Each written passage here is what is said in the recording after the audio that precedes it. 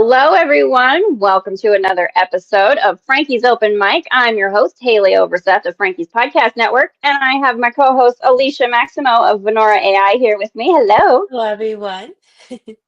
And today we are so excited. We have got Walt Alfred with us from Ally Power. Walt, hello and welcome. Thanks so much for joining us today. Thank you very much, Haley. It's great to be here. Thank you very much, Alicia. I'm very excited for the conversation. Yes, of course. We are happy to have you. We're so excited too because Ally Power is just like right in line on the frequency with the kind of energy, and this is really kind of where we get to have some fun here, the kind of energy of people that we like to support and the energy of causes and impact we like to support. And it's an energy solution. I love this. We're going to talk so much about energy. So tell the folks at home who are not initiated yet what Ally Power is all about. Sure. The way I started Ally Power and just thinking about the name Ally, aluminum, the chemical symbol for it is Al, and sodium hydroxide is in common parlance called Li. So if you put them two together, you get Ally. And if you actually put them together in real life, what you get is power. So Ally Power. Oh, that's genius. That is so genius. It's like the universe wanted to be our friend and create a system that was going to help us have sustainable energy. That's just so brilliant. That's some wonderful orchestration. So tell us, how did you come to this place of wanting to create a new energy solution? And tell us about why your energy solution is so different from others, if we can kind of start there. Sure. So my background is in political science and economics from American University. And then I got my law degree at New York Law School.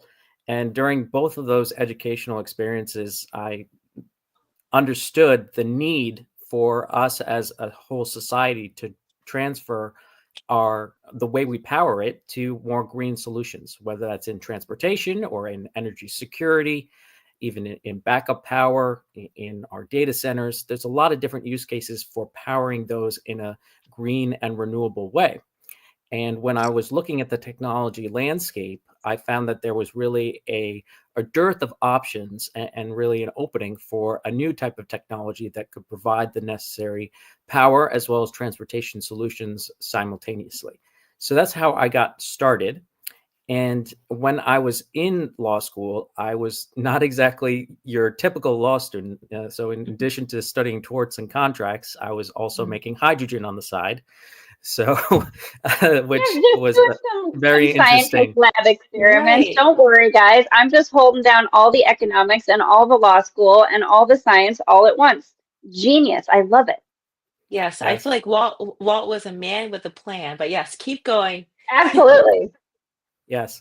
And then after I graduated law school, I spent 4 years in the transportation industry learning about how this idea that I had in my head, how I can connect the energy sector with the transportation sector. And I learned a lot about how our internal combustion engines work, as well as the new and up and coming technologies like electric battery vehicles versus fuel cell technology. And I incorporated those insights into the actual patent that issued just this past year. That is amazing. It's amazing So, accomplishment. I feel like the difference between studying law but also studying what you're really passionate about, it's a very powerful message and explains the energy and the impact that Ally Power is currently making, but also about to make. Yes, it was a big growing process for myself. Mhm. When I was in college and law school, I wasn't as, let's say, extroverted or personable as I am today. And that's Mhm. something that I had to learn as I developed the technology and developed the company, is really evangelizing what the benefits are of the technology and how each sector can actually benefit from the Ally Power technology.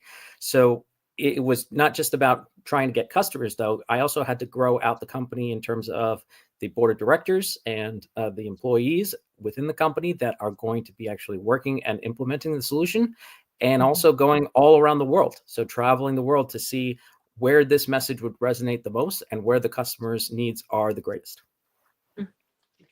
That's very impressive that you have such like I feel like your path that you had, it's like you almost reverse engineered, okay, I see all of the economics, political science, and the reasons we need this solution. Now let me go figure Mhm. out how to make the solution. That's Yeah. fantastic.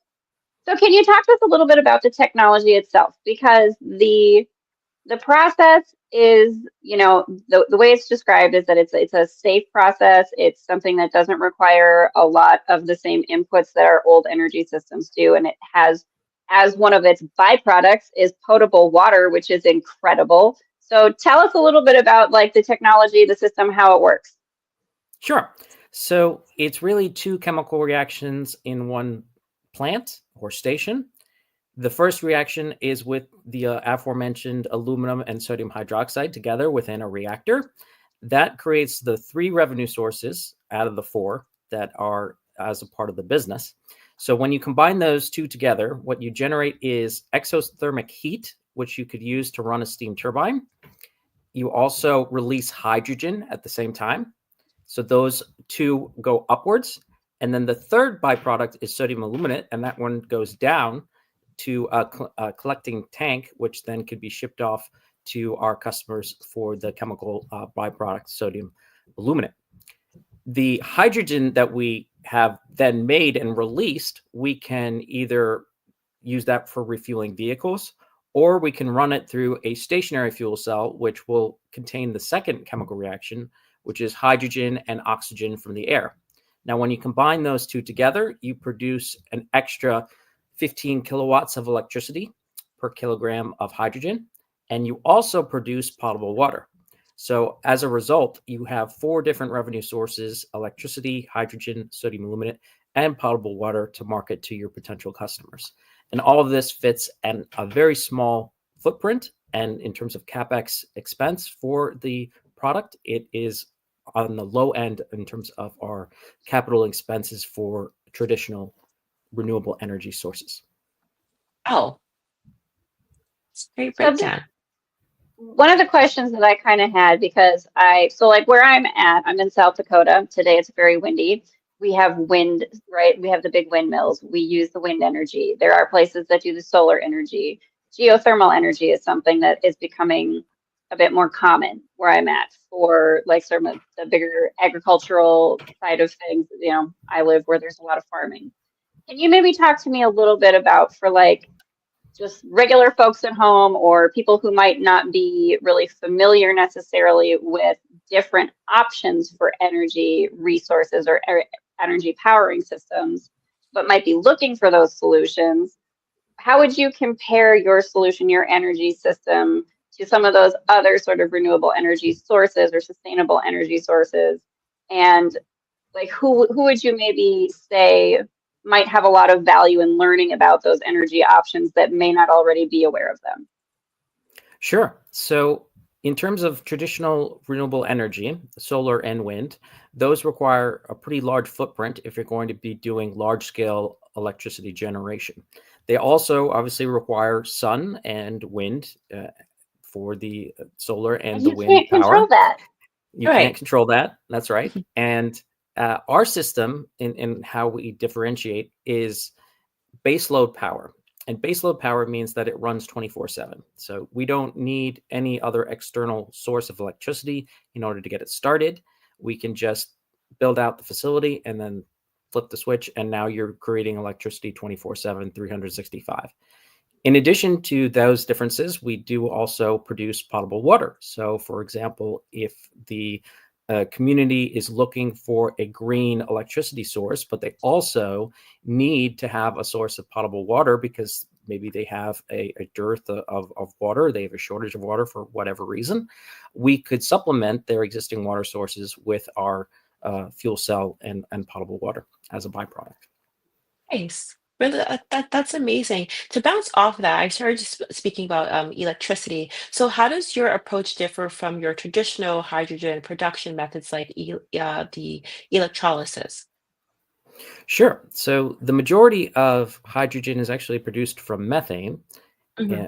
in a methanization unit, and what they combine methane with water at high temperatures, and that produces hydrogen, but it also releases a large amount of carbon dioxide at the same time. So that's one of the trade-offs of that type of hydrogen generation system, but it's relatively low cost, and it's also a very well understood technology, which is why more than 95% of hydrogen worldwide is still created using that method. The electrolyzer system is a system that uses electricity in order to separate the hydrogen and the oxygen from water. And that utilizes that electrical current to separate them. And then the hydrogen is then contained within a pressurized container and then sold off in that manner. Our system does not require that electricity, or it does not produce any greenhouse gases or carbon dioxide when you're generating the hydrogen. So that's how we differentiate from the two major pathways to generate hydrogen that have been in the market for several years now. That's amazing. So So powerful. it really is. I mean, so here's the thing. Some people might hear what you're talking about, and essentially with Allied Powers say, oh, it sounds too good to be true. You don't have dangerous chemicals going in. You don't have a dangerous process. It's not nuclear energy. You don't have the greenhouse gases. It's actually giving off things that are useful to you, like water, and things that you can actually sell back into the grid. So it kind of sounds like a miracle energy solution, and some people might be a little bit sort of overwhelmed by that and have a difficult time maybe accepting that something that has this many benefits could, like, how did we not find this sooner, humanity, kind of thing, right? So when you're kind of talking to folks about the energy solution, and they might kind of have a little bit of that, like, this sounds too good to be true, what kind of things would you maybe talk to them about, or explain to them that might sort of help them understand that, no, this is real. This is something that does have, like, this much benefit and impact is absolutely possible. Absolutely. And that's a really great question, Haley, because we have known about this for a while. The Department of Energy of the United States did an entire study on this particular chemical reaction. And me reading it during my time at law school was one of the reasons why I tried to come up with this idea. So the reasoning behind the study, though, was saying to themselves, this can't work because, and then they listed all the reasons why it would not work.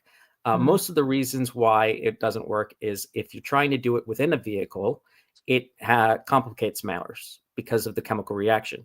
Just imagine yourself, you're driving in a car, and in the back seat of your trunk is a chemical reaction that's going off. Right, that's not the ideal place to have a chemical reaction. Where are you going to store all your aluminum? Where are you going to store all your sodium hydroxide?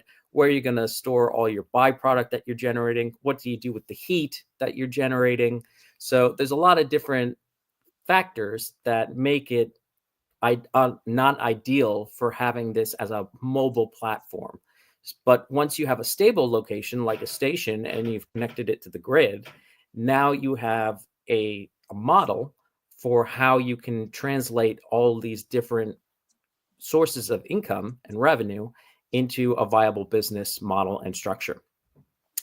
And one other thing I would say is that people look at aluminum as a metal. They don't really think of it as a fuel source. They think of gasoline as a fuel source. They think of nuclear energy as a fuel source, but they don't look at their car as a potential, fuel source. They don't look at, the aluminum can that they're drinking Coke out of as a fuel source.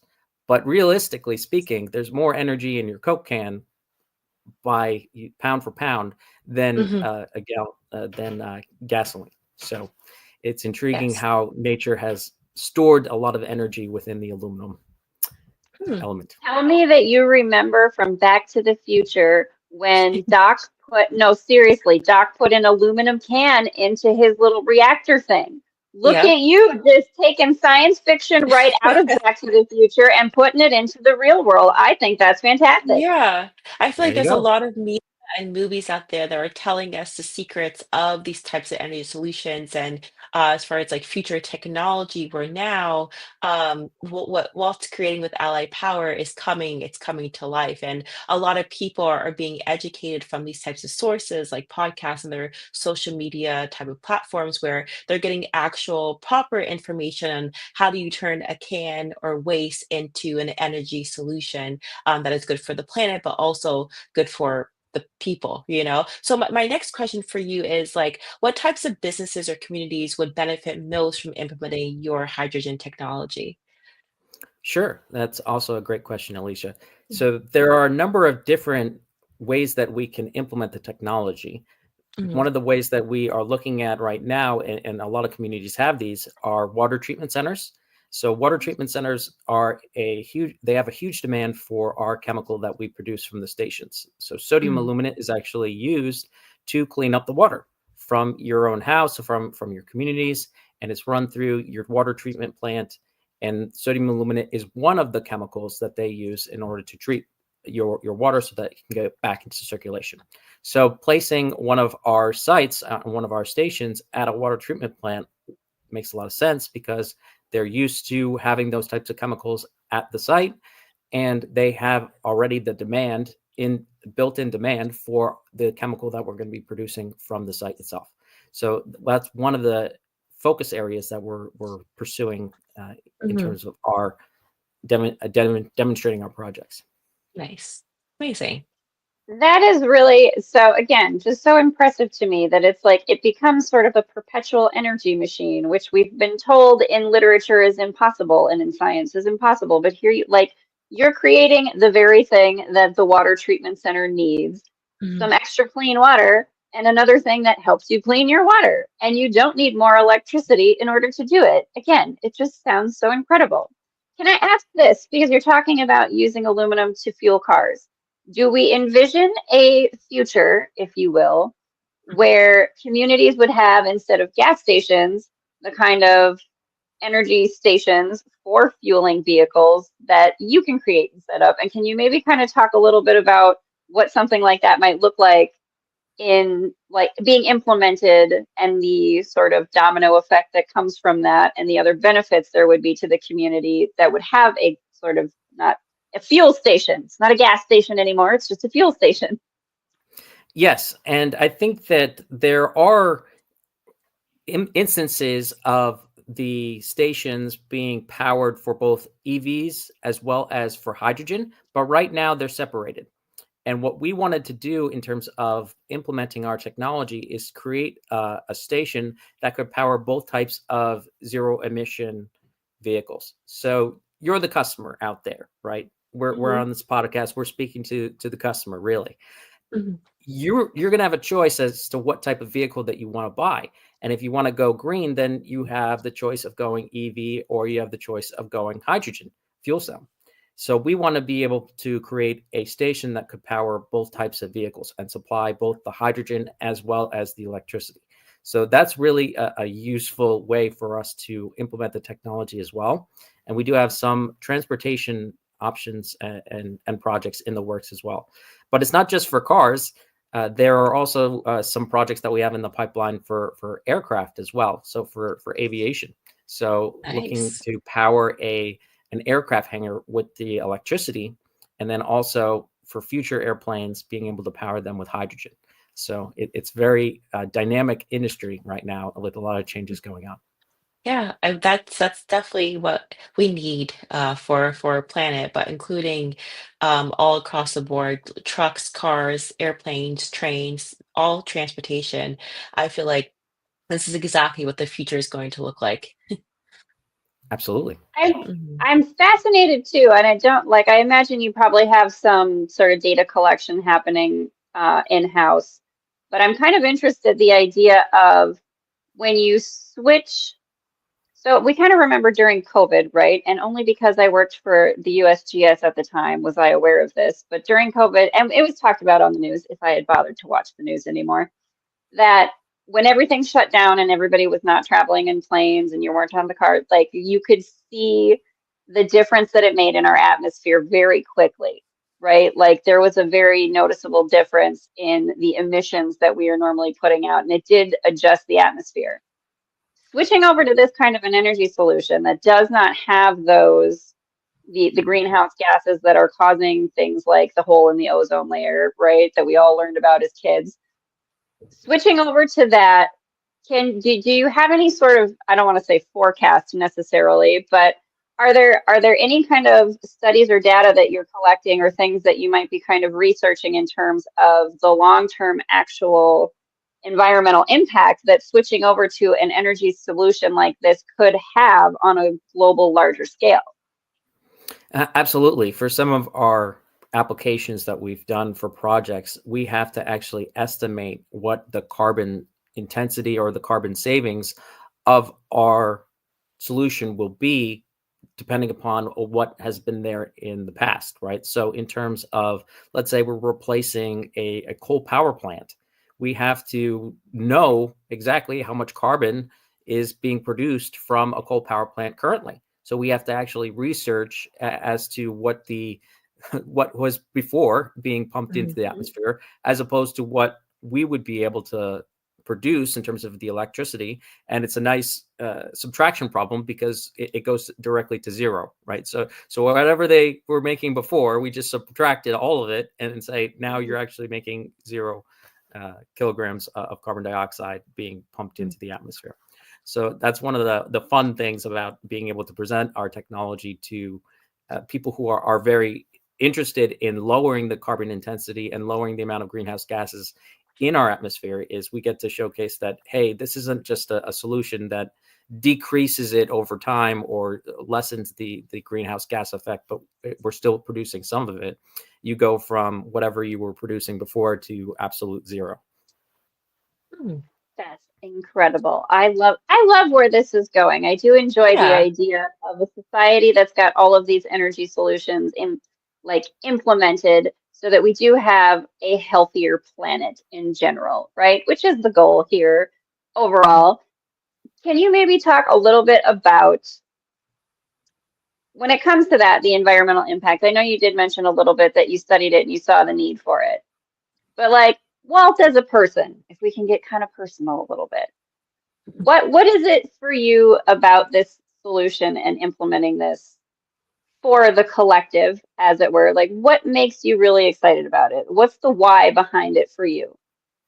So I grew up and I was a Boy Scout, right? So I got all the way to Eagle. I feel like, when you go into a campsite, you have to leave the campsite better than when you found it, right? And that's not just me, my personal campsite, but that's really the world in which I want to leave to the future generations. So I really see it as a sense of duty that we need to be able to figure out a way for us to power our existing civilization without changing the world to have it be worse for the succeeding generations.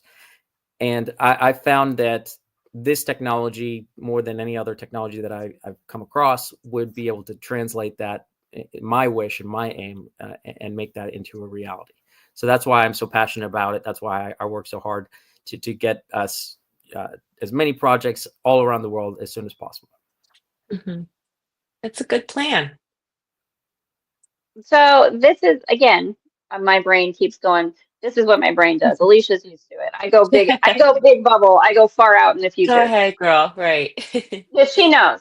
So I think of things like, and Alicia and I have talked about this before. It's something that we're interested in, the idea of like sustainable agriculture and like some of the newer like vertical farming technology type things that people are doing. Again, in a place where I come from, like I come from Midwest America, we've got a lot of farmland, and there's kind of that idea of a lot of space having to be used in order to generate the food that we need to sustain our needs, right? So when you look at the energy solution you have, and then think about other things like something like vertical farming, can you maybe sort of go far out vision with us a little bit? And how does your energy solution support the infrastructure of kind of like that new paradigm where we would have less space being taken up for the generation of resources that we need? And what does that look like, and what other places do you see your energy being able to support those kinds of things? Yeah, absolutely. So one of the real transformative parts of the technology is that it's a lot of power, very small space.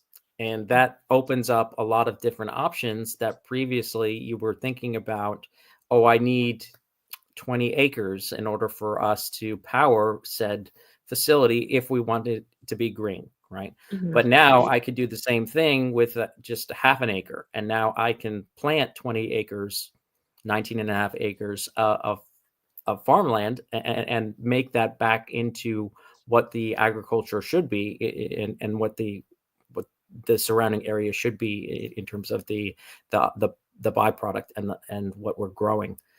I actually had the great fortune of visiting South Dakota because my sister actually lives there. And Nice. yes, It's a small world. I love small, that. small, small world. Exactly. Right. So Yeah. great. Yeah, so I was doing a cross country trip actually, and I stopped Mhm. by in South Dakota to visit my sister because that was the first time that I'd seen her house in South Dakota. So I knew that I had to. She would never forgive me if I drove through her state and I didn't stop by Well, to visit her. no, Gonna because stop by. you Right. better stop by. I know it's a big state, and it's kind of empty, but like if you're gonna come here, you better stop. Like that makes Oh, sense. absolutely, absolutely, yeah. So, but it was really intriguing to me to see how the grid pattern is within South Dakota, and how many wind turbines there are out there, Mhm. Yeah. and how it's just right next to the farmland. And while I was driving, I was noticing how sometimes the blades would just be very slow or just stop and not being producing any electricity whatsoever. Mhm. And that's an opportunity for us to be able to power some of these sites when the wind's not blowing, right? So if we are able to supply a community with extra power when it needs it, we would be able to step in when the wind isn't blowing because it's not always blowing. So Yeah. having a constant source of power is certainly something that the communities should need. Right, yeah. I have a sorry, Haley, I didn't mean to interrupt you. I have a quick question as far as like during your travels between the United States and other parts of the country, do you feel like other parts of the like international countries, they're more open-minded or more advanced when it comes to putting an energy solution into their ecosystem to help their communities and to help the people of their own cities and infrastructure? And then when you're looking at United States, take South Dakota, for example, so much land, so much good soil, so much tree, so much development. What is your bias or intake of the United States adopting this energy solution for the good of the planet, for the good of the people? And then you look at comparisons to other countries where they're already way more advanced with the technology, but also with their energy solution process. That's a great question. So it really will depend on the region as to which type of energy source they are favoring at the moment. Hmm. I've been to a lot of different countries, and they're not all the same in terms Hmm. of what their preference are and where they're investing in terms Hmm. of the electricity generation capacity. So in areas where there is a lot of sun, like in the Middle East, they do prefer spending the money on solar power projects, and they do prefer right now on spending it on electrolyzer projects because those are the more established, more conservative way to generate hydrogen. Hmm. In let's say a country like the Philippines, they're more willing to take a chance on a new novel technology like ourselves, and we found a great deal of activity in the Asia market for our particular type of technology because of that. It was something that they saw as a lot of benefits and none of the current drawbacks of the current technology. So the very intriguing thing about going all over the world is that you get to find out what people are really thinking about their decision making 10, 20, 30 years in the future as to where their energy security is really going to come from. So that's been one of the fantastic things of traveling around the world, in addition to meeting all sorts of very interesting people. Hmm. And Oh, that's trying all the amazing. foods. Right, Oh, and the right. food, of course, of You course, love Yeah, trying all the food. You got to get the of snacks while you're course. out there changing the right. world because you gotta fuel yourself as well as all your vehicles and all your other stuff. Yeah. So I Food is do ultimate energy security. Yeah. It absolutely is, which is why it'd be great to have a great energy solution behind all of the new vertical farming and awesome Absolutely. agricultural technologies. Like, let's build all the new world paradigms simultaneously, right, folks?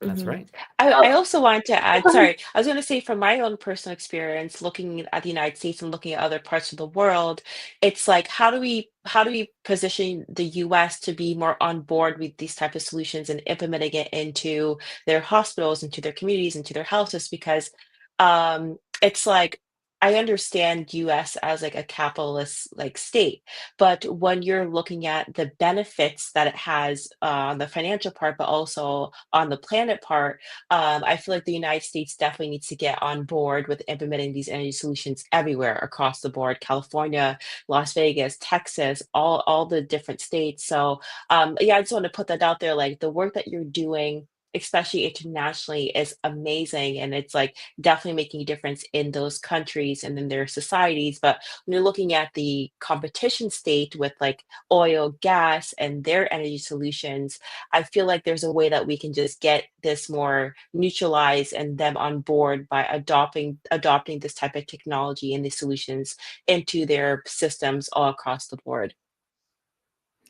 Absolutely. And it Hmm. does need to be an all of the above approach. And Right. what we need in terms of the private sector sometimes is to lead the charge, because Hmm. we aren't always going to have consistency when it comes to, in terms of government preference for Hmm. energy solutions.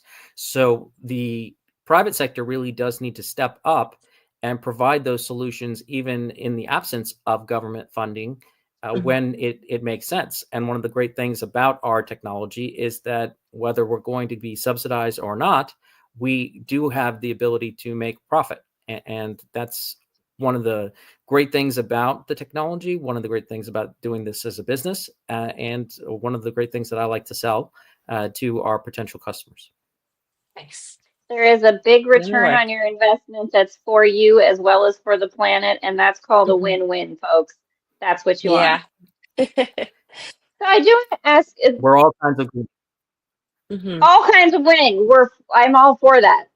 So the other all thing that kinds of I'm green. kind of thinking about, like when Alicia's talking about, international versus domestic, here in the US, I'm kind of thinking a little bit of different terrain, different climates. Again, where I'm from, we have harsh winters, right? So an energy system that can keep on kicking, even though it's below 20 degrees outside and nasty wind chill, right? And keep you powered is a big deal, especially when if your power goes out and you lose heat, you're in a bad spot when it's that cold, right? And there are a lot of infrastructure things for all of us in cities and towns, but particularly in rural areas that sort of you get cut off from or can break down easily if you don't have that reliable energy source.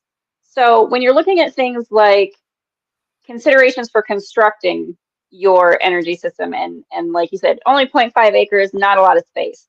When you're looking at other considerations that people might have, like climate or like terrain, are you close to water? Can you maybe talk a little bit about the diversity that your system has in different geographical locations for different reasons? Just a little bit. Sure. So the the advantage of having a technology that you could put anywhere and it works is that you can put it anywhere and it works. The the customer base then is essentially exploded, because you can market your technology to someone who just needs electricity, or maybe they need electricity and potable water, and maybe they need all four things all at the same time. And you can market your technology to whatever the use case of the customer really is. So if somebody desperately needs the electricity for their agricultural facility, then we can provide that very small footprint, very small cost, and now their agricultural facility is fully electrified 24/7, 365. And now they have their own microgrid in which to power maybe not just their own facility, but now they can actually sell some of that electricity to the grid, and that's another revenue source for them. So it's again all types of green in that fashion. I love all types of green. I think that's just so great. Yeah. The number of uses and the ways that you can integrate this is really amazing.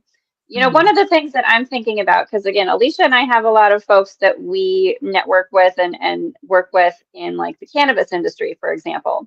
So I'm kind of thinking of things like, a lot of new facilities going up around the world, a lot of places that are looking to that are shifting their regulations around cannabis and around medical cannabis use. So again, you're looking at being able to support medical facilities and like a new, I don't want to say a new medicine. Cannabis has been used for thousands of years, so it's not, Mhm. but becoming more or less regulated. So when you're looking at things like that, and that's one of the things I thought of, like this would be perfect for like a cannabis growing facility because you can power what you need and you can create water that can go back into watering all the things that you're growing, like in Mhm. any kind of agriculture. So are there any particular industries? That's just one that came to my mind because again, it's some folks that we work with. Are there Mhm. any other industries that you're maybe really excited about getting into because of the benefit that it would have? Like you focused on transportation, for example, but are there other industries where you see this being something that could be, again, a benefit that can feed back into their own system? Two of the industries that are growing in terms of fastest electricity demand on our current grid are obviously for electric battery vehicles, but also for data centers. So those two industries in particular are increasing the demand of electricity, and we will most likely have to increase the amount of our electricity generation or increase the efficiency of the grid. Most likely have to do both.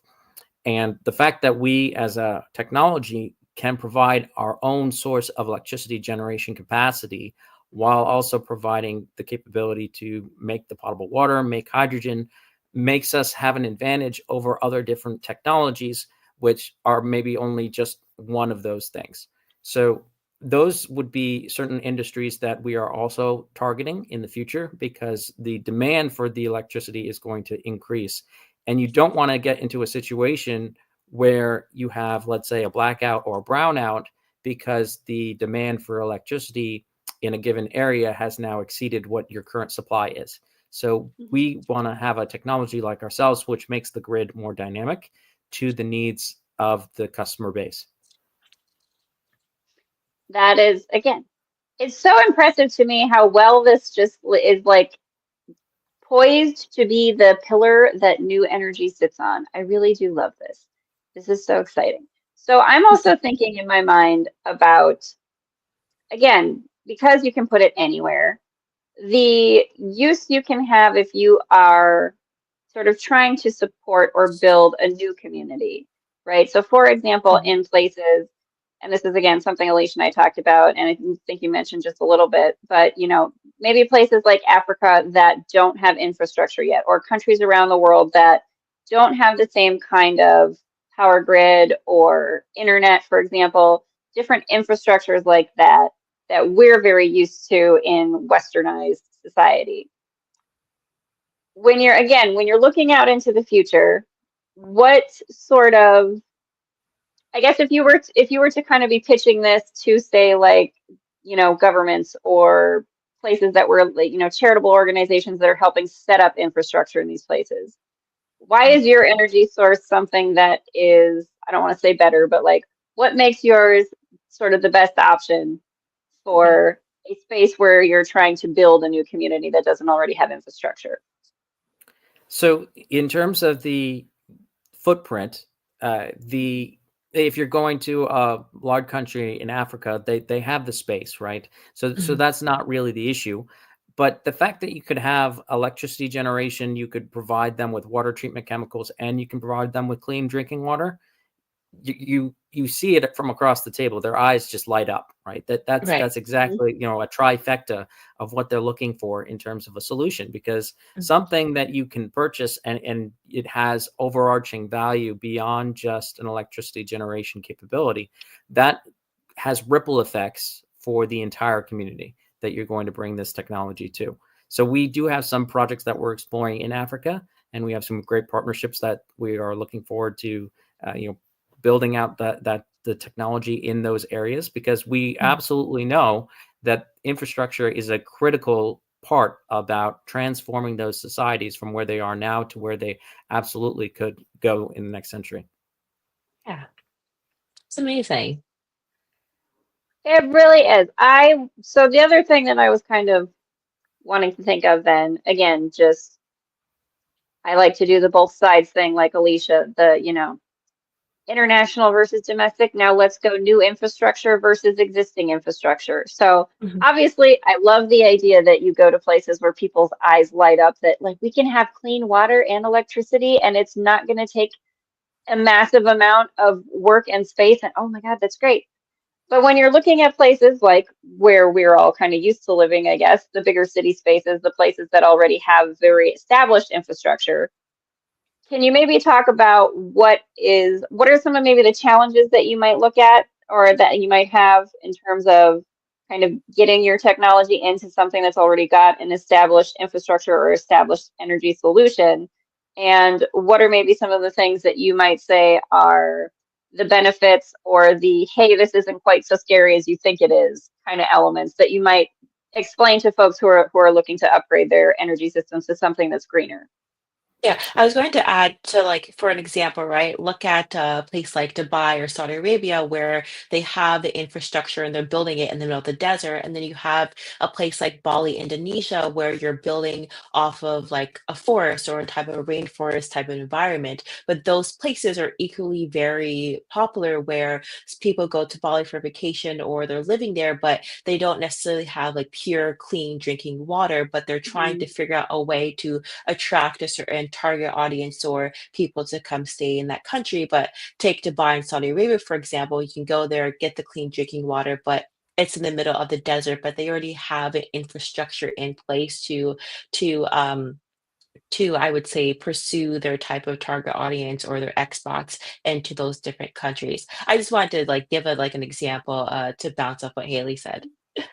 Sure. Thank you very Mhm, much. So, mhm, normally, what we will gravitate towards in terms of the selling process for an established infrastructure system is mhm, you most likely have an electricity generation source already for either some type of carbon that you're burning, whether that's coal or natural gas, or maybe it's nuclear, but you already have the transmission lines that's already established. So mhm, why not, instead of building all new, why don't we retrofit your existing system and run it off of an Ally Power reactor?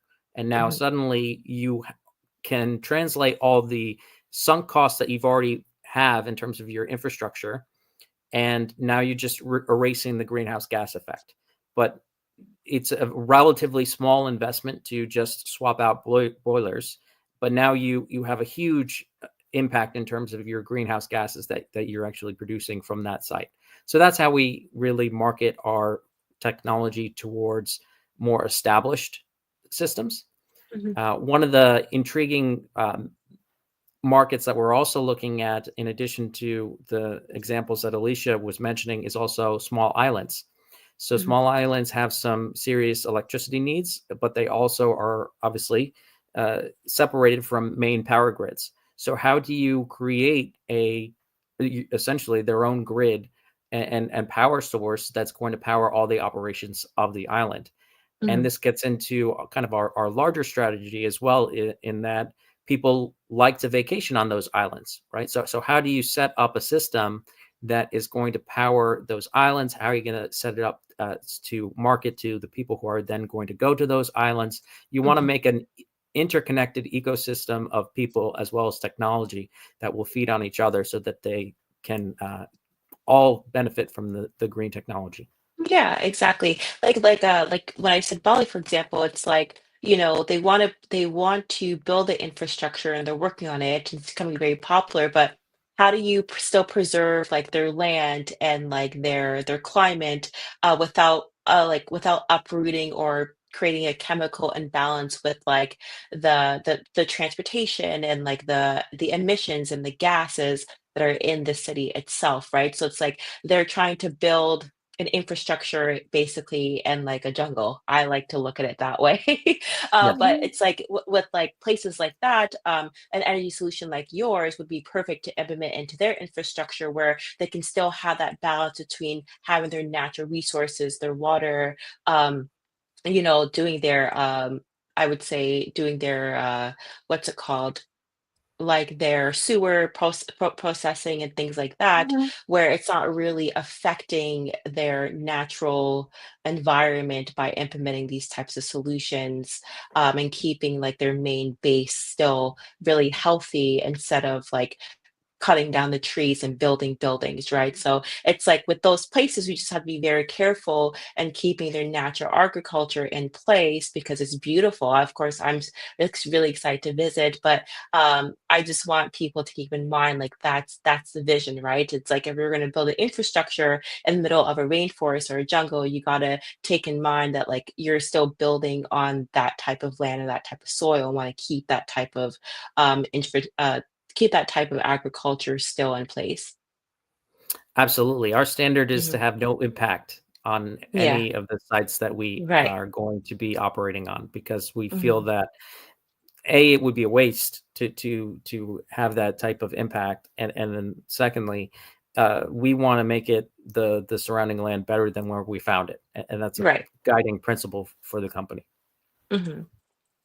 Well, there's such beautiful places, and that's why people go there. And I think that's something that can sometimes happen to a place like what Alicia's talking about. You have a beautiful island spot, you have a beautiful, jungle spot. You have, even if it is, in the middle of a desert, you have these places that people like, oh, discover is really gorgeous. Everybody loves going there. And then suddenly there's an influx of people, there's an influx of infrastructure.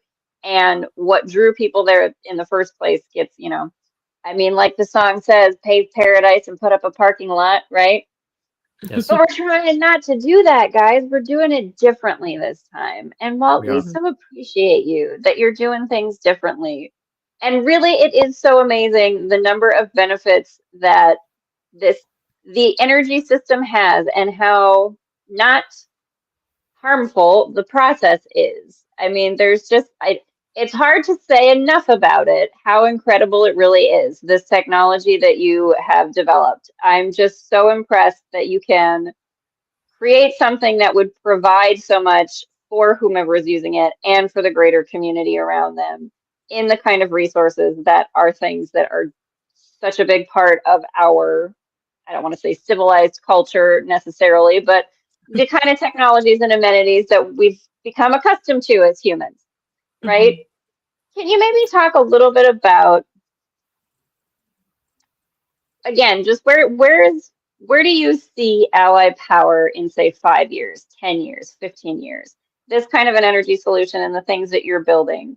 If you're going really far out from where you are here, what's the big dream for what Allied Power can do for the globe on the small scale and the bigger scale? Well, I think that it's very intriguing the fact that we've built such a modern civilization based off of burning fossil fuels, and we've gotten to this height of civilization that we would not have been able to attain without them.